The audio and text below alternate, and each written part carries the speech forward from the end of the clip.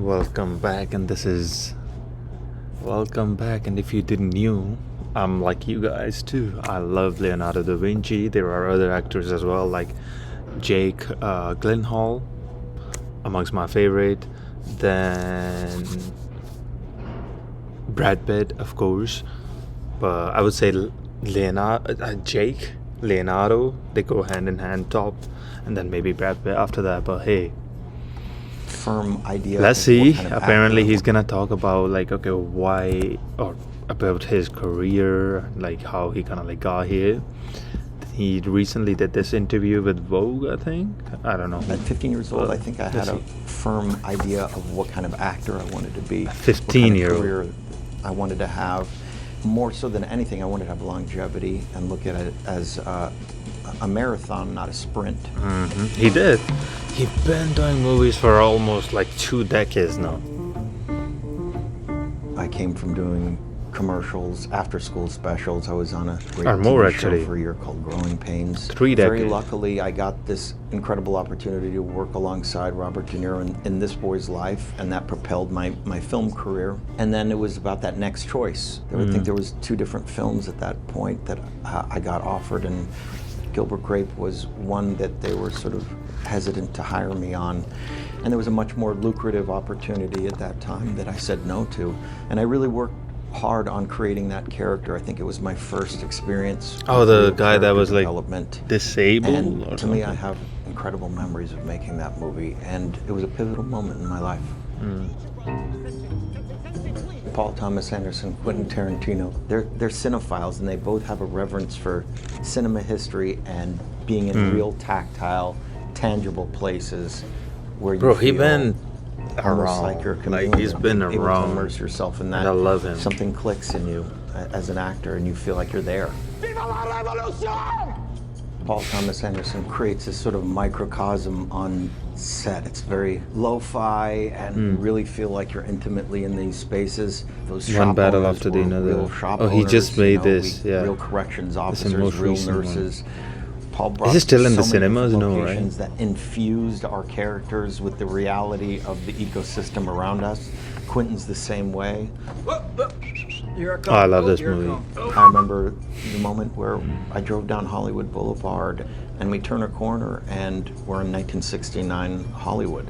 For 7 square blocks of, some of the most touristic areas in Los Angeles being completely transformed Oh, to they represent actually the culture changed of that the- time.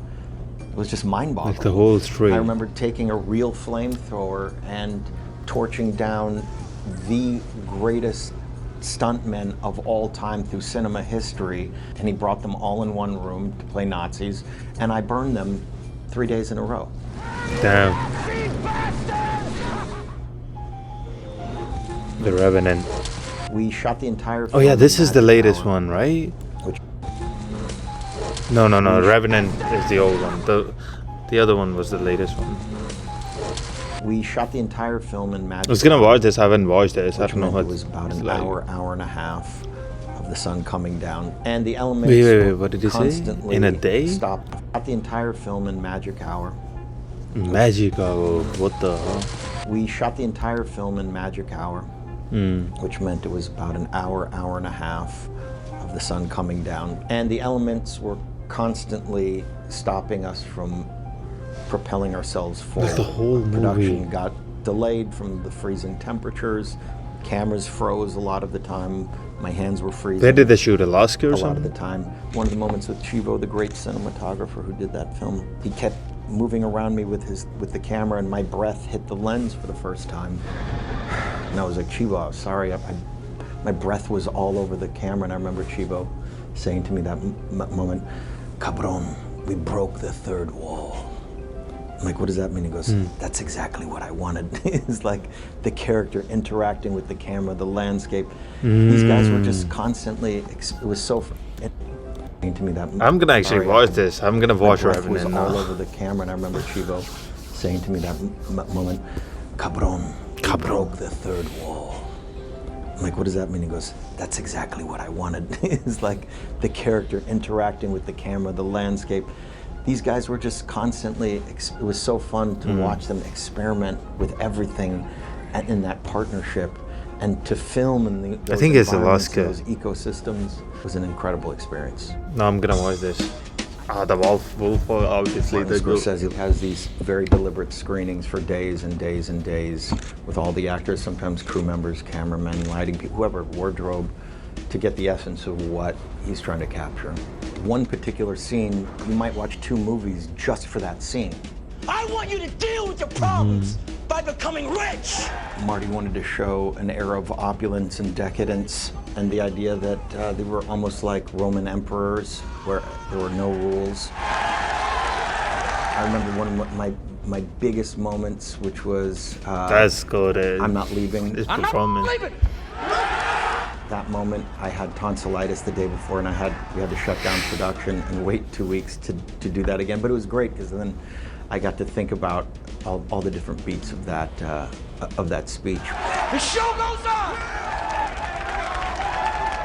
This is my home. Those speeches were those were things I rehearsed for a long period of time, but it was amazing to have a partner like Jonah alongside me. That's Jonah crazy. Hill, who's one of the great improvisational Bruh. actors I've ever worked with. The stuff with Jonah was to me the most magical, his sort of tittillating performance, moments in the nobody film, can because go we shit never for knew sure. what direction the He's scene would like take a at any given really moment. Yeah, my wife. Yeah, my wife is my cousin. Interesting It's not character. like what you think, whatever, you know. I think it was one of the most free and exciting and spontaneous and hilarious film productions I've ever been a part of. I've never seen Martin Scorsese that happy on a set in my life, because there were really no rules. We really were more free on that film than I can remember ever being on any film in my life. Who knows? There may be a great renaissance with production in the future, but it certainly seems like the cinematic experience is under threat. But you know, I'm not here to push or advocate Threat. that people must see things AI in or theaters. whatever. I'm just a fan of it myself, and that's how I grew up, and I think that's how they're best experienced. Goat. GOAT. I mean, I do like. Okay, I love him, but like at the same time, I do like. What's his name? Jake Gyllenhaal.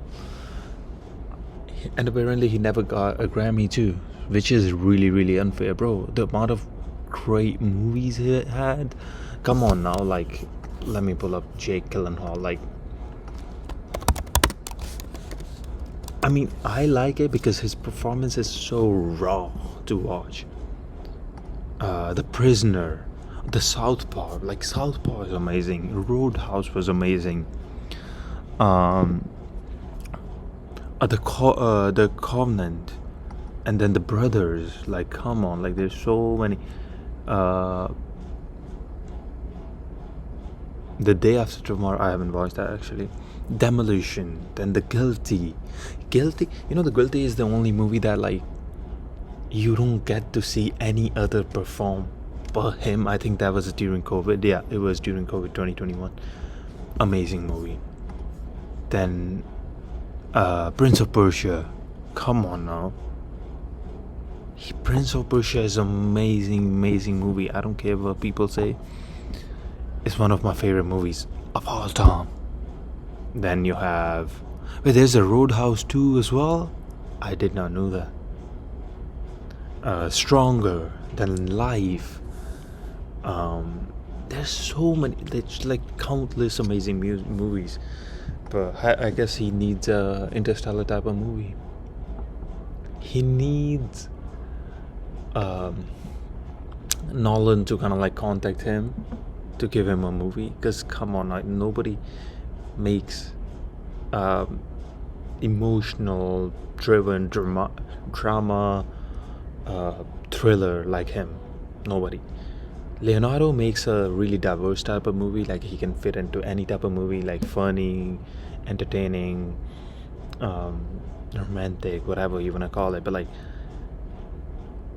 he makes more dramatic thrillers emotional, perhaps, movies. That's my opinion. But I love Leonardo. He's amazing. His work is amazing. Obviously, he's been doing this for like 20, 30 years now. Let me know what you think about this, his journey, little journey. And take care and peace.